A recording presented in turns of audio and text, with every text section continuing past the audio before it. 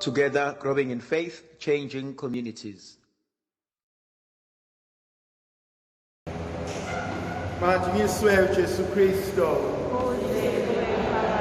Thandwa sami ngifisa sibuke ivangeli lika Lucas chapter 18 from verse 1 kuya verse 8. Zimbili vo indawo emavangelini la uJesu ekhuluma khona ngomkhuleko omkhulu ikakhulukazi ubaba wethu. Lezo indawo itholakala evangelini lika Mateyu iphinde itholakale evangelini lika Lucas. Kodwa namhlanje ngimbona uJesu uma eqala ekhuluma ethi ngicela ukuba nikhuleke ngaso sonke isikhathi. Ngicela ukuba ningayeki ukukhuleka. Unomhlabeleli enguthandayo wenhliziyo yami mawuhlakaniphe zikuhaqe izitha zakho zivukela wena. Linda uthandaze ungayeki ukulwa. Qhubeke uthi ungalahli ikhali zakho ngoba ekufeni uzakuqeda umsebenzi. Ngibona kubalekile ukuba uNkulunkulu asimeme esimemela enkonzweni yokukhuleka. Kukhona umehluko phakathi kokuthandaza kanye nokukhuleka. Ukuthandaza ukusho umkhuleko njengoba sisho inkondlo noma sisho ipoemu noma sisho imilalezelo esasixoxa sisangabantwana esikoleni. Lento uyibona kanjani na? Asithandazeni rusana. Yethi Maria ugcwele igrace yaNkosi nawe ubusiswe esifazaneni usebenza lesisakho uJesu. Maria ugcwele acane ongisathandaza usibona nje bethandaza lo muntu. Noma ukuthi siyathandaza sibhizi senze ukuthi siyathandaza ngithi ngisathandaza senginakale yanto ngithi ngisathandaza sengiyophendula ibhodwe eziko ngithi ngiyathandaza. Uyathandaza lo muntu wenza into ngoba vele uyijwayele.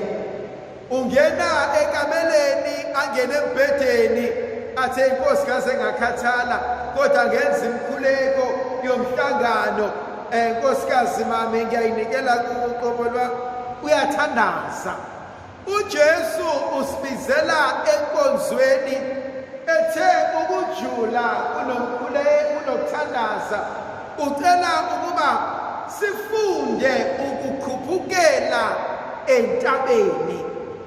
Ucela ukuba sifunde ukuhlanganyela naye ngokuthuleka.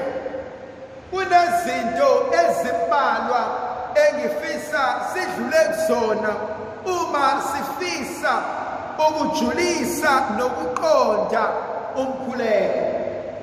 Oyokuqala ubani engikhuluma naye uma ngikhuleka. Ibalekile lento yokuqonda ukuthi ngikhuluma noNkulunkulu uma ngikhuleka. Angikhulumi nomuntu ongitanga, angikhulumi nomuntu ongumngani wami, angikhulumi nomuntu engingasho noma yini kuyena maqedane bese kuyaphela. Iningi lethu liyasazi isintu okanye ulwimi lwesintu. Ingane ethi mikhuluma nomuntu omdala ithi engani wena ubungijumile. Ihlukile kunengane ekhuluma nomuntu omdala ezothi uma obengijumile ngase ngiyakwenza lokhu uma abecelile. Nasizwe leso sizulu. Ngikhuluma noma wami kodwa angikwazi ukumbiza ngowena, angikwazi ukumbiza ngimbiza hayi wena kodwa ngithi ngikhuluma naye ngesihloniphiso ngithi bengicelwe uma ukuthi angikwenze lokho esengikulethela uma isihlonipho leso esiqonda ukuba ngiyakunikeza isigaba sokuthi ungumzali sokuthi umdala nakanjalo uNkulunkulu. I think ibalekile ukuqonda ukuthi uNkulunkulu uyohlezi ephethe izimpilo zethu.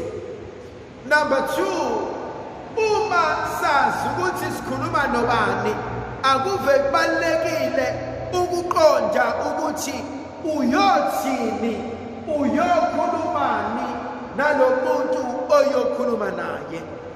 Awukwazi ukuthi uya kwi-interview uyingenele uyixoxele ngebhola uyixoxele ngokushona kaDirkeki uyixoxele ngokushawa kwe-ANC uyixoxele ngayo yonke into eyenzeka emhlabeni.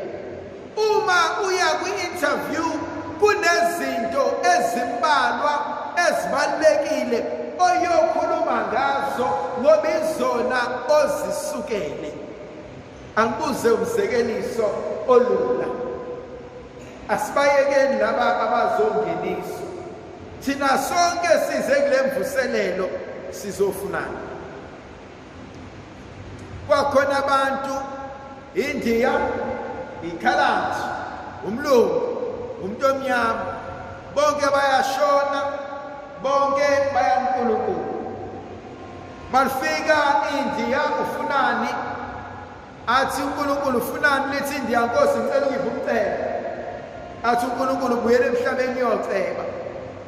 Athi umlungu Nkosi ngicela ungiphe ubuhlakani nengcebo nakho konke. Athi uNkulunkulu buyele emhlabeni. Lifika iKhaladi Nkosi ngiphe ubuhlakani nengcebo namandla okwenza izinto. uNkulunkulu athi mibuyele emhlabeni. Afika umuntu omnyama Nkosi ufunani? Hayi bekwaphelezela mina Nkosi. Uzofunana. Kuzophendukiswa kuleli miselo ingcwele yini oyifunayo. Uzobuyela emuva ekhaya yini osuke naye ekhaya wathi ngisayoyicela uNkulunkulu emiseni elingcwele. Ingakho ithandwa zami inkinga yethu sithi sigqoke lengubo yamandla saye emiseni maqedane saphuma emiseni sayihambela indawo zethu sisagqoke izingubo zomhlangano savakasha bekunephathi eyodwa madodakazi bekunomcimbi ithina labana sigqoke kanjena ithina labana siphuza utshwala ithina labana simisene nabangani bethu emgaqweni ithina labana siyaqabulana emgaqweni ngoba asiqondi ukuthi njoba sengqoke lokhu ngiyokwenzani ngizobuyisani bese ngibekaphi. Ukube besiqonda bese ngeke sikwazi ukuyenza. Besiyosuka ekhaya umbuzo nje simple. Ingubo enigqokayo ivatho zeni uniform ihlala mayihlala ku wardrobe then unenkinga enkulu. Mawungenayo indawo yokukhuleka mawungenayo indawo la ubeka khona ingubo zomkhuleko mawungenazo isikhathi sokuthi manje sengiyaphuma enyameni sengiyaphuma kumina sengiphakamela kuNkulunkulu sengibhathiswa amandla amasha then unenkinga. Mawungesinaso isikhathi sokuba before usuke ekhaya endlini kumele uhambe endaweni yakhe esiguqo uyohlala khona uyobika uyocela uyosho ukuthi sesiyahamba sesiyokhuleka sicela nihambe nathi sicela niyosiza sicela ukuyolanda izipho sicela ukuyobika. Mawungena esontweni awunendaba ney'ndaba zabantu mawungena esontweni awunendaba ney'nkulumo uyoxoxela uThixo maqedane liphele imisa ugoduke uthathe iy'ngubo zakho uye endlini yokuguqa zasekhaya endaweni yomkhuleko.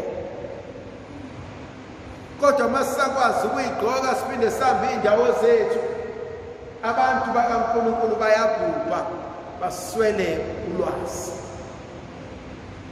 Enye into ebalulekile ngokukhuleka ukuzinika isikhathi sokukhuleka. Baningi abantu ababhizi, baningi abantu abathi hayi ngikhathele angive ngibhizi. Umbuzo wami uyaye ube lula, bangaki ababhizi? But how many of us are productive? Ngoba kuve kulula ukuba busy, akuve kulula ukuphithisa, akuve kulula ukutatazela usuka le uya le usujuluke, but at the end of the day, was I productive? Yini enginayo, yini engibuye nayo, yini engizuzile, ikephi la engikhule khona. uNkulunkulu sinikeze 24 hours in a day. Singakanani engimnika sona emkhulekweni. And so have isikhathi othi lesikhathi ngisahlukanisela uNkulunkulu. I know mina uqobo lwami akuve kubalekile kumina uqala usuku lwami ngemisa elingcwele. Yazi, I was never frustrated during the COVID, because whether makhono akhona noma wekho, every day ngizovuka ngiyozenzela imisa ngoba kumele ngiyohlangana noNkulunkulu. And I know maqala usuku lwami ngemisa elingcwele noma ngathiwa kuzokwenzakalani osukwini, kodwa vele sengilibikile uNkulunkulu. And so wena lakho usuku ulwenze njani? Khona abanye bethu abathi mabevuka, the first thing abaya kuyona ifoni. Yini lento engaka abayobheka ifoni? It's not as if kune module abayifundayo, it's not as if kune ncwadi ebakhulisayo bobheka uFacebook, WhatsApp, Instagram, TikTok. Kahle kahle ngivukela izindaba zabantu. Ahlala umuntu over an hour ebhizi efundana nama-status abantu, lo WhatsApp lo munye oview status ingavele uziviewile, odelete izinto bona bayakwazi ukuyibona, ongqesake bayawuthanda lowo ngoba bazoba busy up and down, bazazi zonke iy'ndaba zabantu, bayazi usibani bani uthe, bayazi usibani bani nokuthi. Thandwa zami, uma usaphila impilo ngoba uyibone ku-Instagram usayingane. Yazi umuntu uyakwazi ukuba la imakethe ashuthe aposte ku-Instagram athi ule eVenice eItaly, athi ule eParis, athi ule eShela. Omunye afike sefake lezinto esibe sifake ebusweni, sifake namawivu, athi aqede impost ngoba kuyishise lezinto ayiphosa ayibekele ngaphansi amagodo okulala. But ipoint engifuna ukuya kuyona, ipoint yokuthi omunye umuntu ekuseni uliqala usuku ngezindaba zabantu. Ebusuku before alale uyolala ifoni isesandleni, wenzani? Uyachatha, uyavyuwa, uyabuka izinto ezingamkhulisi. Khona abanye abangalali, uVodacom usanawo lo mkhuba ama-night shift yini usanawo. Khona abangalali abasebenza ama-night shift kodwa bahole lowo muntu, bazolobe behalasa bebheka bonke abantu abano-Vodacom. Hayi ngizokufonela ebusuku. Why ungifonela? Angikufoneli ngoba nakunesidingo, ngiyakufonela ngoba nedatha engingazi ngizoyenzani. Khona abanye abanesifo noma isipho sokuqwasha. Uqwasha kungenzeka kube isipho uNkulunkulu akubema ngaso ukuba ukhuleke. Ake ufunde ukukhuleka irosali. Ave maningi amarosali. Elokujabula, elokuhlupheka, elokukhosi, elokukhanya, eley'nsizwa zikaMariya. Ake uhlalela amarosali mawuqwashile uthi ngisacela ukukhulekela mina. Ngisacela ukukhulekela umndeni wakithi. Ngisacela ukukhulekela abangasekho. Ngisacela ukukhulekela umhlangano. Ngisacela ukukhulekela umhlaba wonke. Ubone uNkulunkulu ekunikela ngeziyekelo ngemkhuleko oyenzayo. Okunye okubalulekile uma silungisa indaba yomkhuleko ukwazi indawo la uhlangana khona noNkulunkulu. Uma khona oyindodakazi ongenaso isiguqo, hayi lowo muntu akakaze ashawe izinto. Awukwazi ukuba semhlanganweni wena wendodakazi noma ka-Ana kodwa unayo indawo obika khona izinto zakho kuNkulunkulu. Kumele ube nendawo yokuthandaza, kumele ube nendawo yokukhuliswa uNkulunkulu, kumele ube nendawo la ukwazi ukuhlala khona ufunde izwi likaNkulunkulu. Awukwazi ukuthi masekuthandazwa wena wehlike embhedeni uguqe eduze kombhede bese uyathandaza.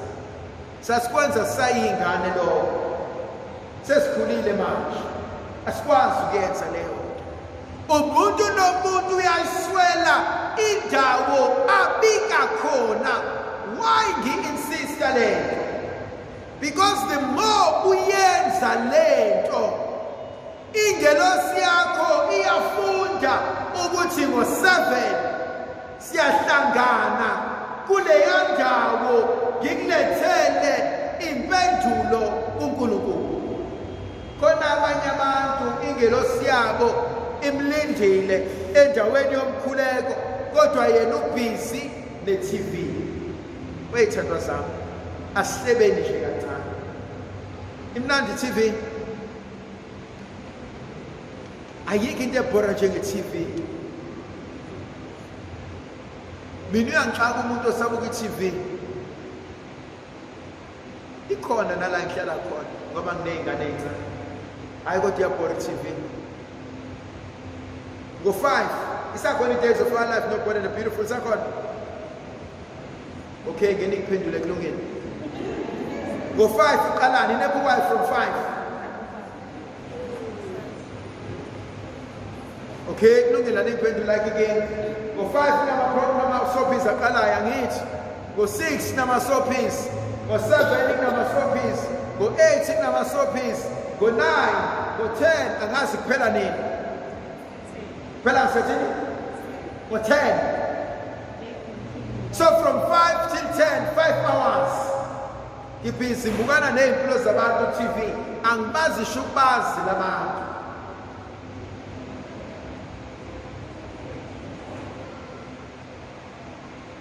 Nimisele ukuthi sikhulisane ngithi.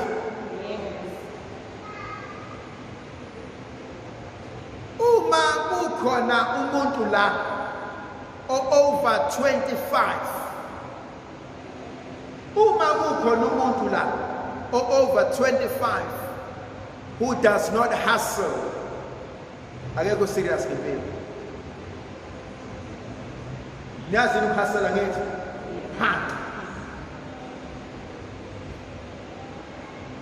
Khona isigaba esifikayo empilweni la umholo walento engiqashelwe awukwazi ukumaintaina izinto nezifiso engifisa uNkulunkulu angibusise ngazo. And so mawukuthi ngisajatshuliswa iholo elilodwa, hayi then awukho serious ngempilo. Fanele uthi kwenza ukuthi ubucabanga ukuthi iyiphi enye into engingayenzisa ukungikhulisa nengakwazi ukwenza impilo ibe ngcono. Kodwa basaspenda an hour or 2 hours ekuseni ngikuma social media, I've wasted my time. Mangisaspend i-hour and 2 hours embhedeni, I've wasted my time. Mangisaspend 5 hours ngibukana ne-TV, I've wasted my time. Usuku nama-hour mangaki? 24. 5 hours nge-TV, 2 hours ngibuka ilona ama-social media ekuseni, 2 hours ntambama, that's 9 hours gone. Ulala ama-hour mangaki? Awu-8. Abanye bethu banesibindi balala kuze kuvele ilanga kuze kube 10 hours, 19 hours. You only have 6 hours to be productive. Kulo 6 hours ngisazobe ngihlale ngingazi ngizodlala, ngisazobe ngiprepare ukudla okuzongithatha i-hour, ngisazobe ngizelule, ngisazobe ngikhulume nabantu. Mina khona engishayayo at the end of every day, yini engiyenzile e-productive namhlanje? Ngenzeni? Maseliphelile usuku, how was I productive?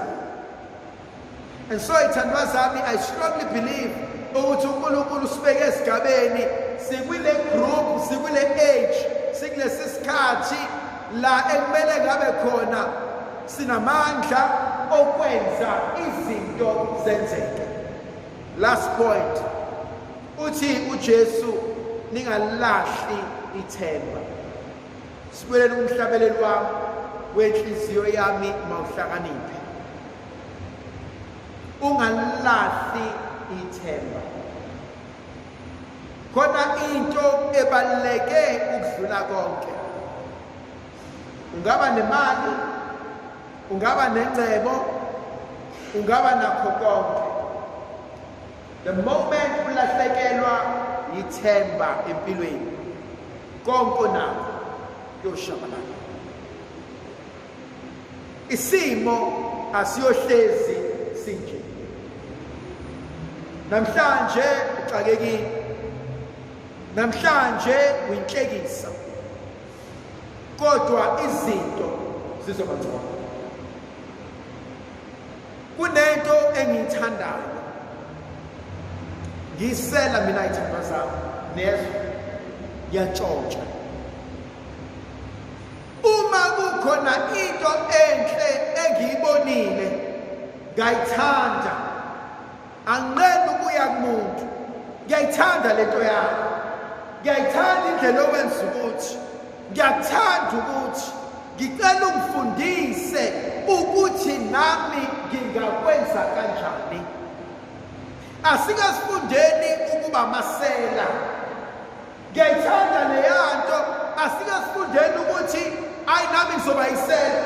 Buka leziphika lezi zithungiwe noma nithengile? Liphi isela elizofike libuke lithi ngifuna ukuyenza next time? Mina, I always say I want to be in a supply chain.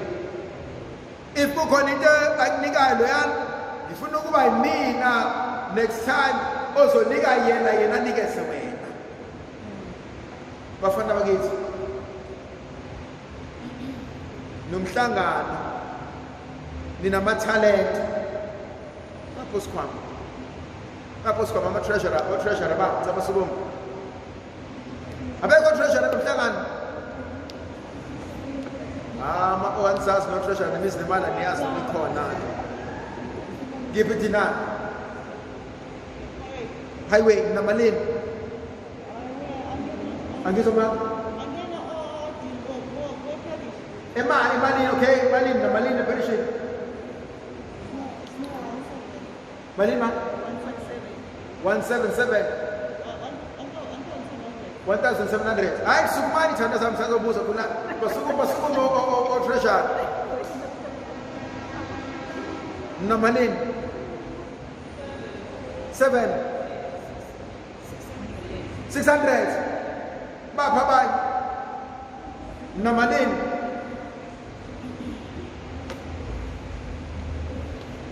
hayi valani ikhwama sisabusothenga ubacikile ngemali yenu. Bafethu, do you know how much wealth lies in here?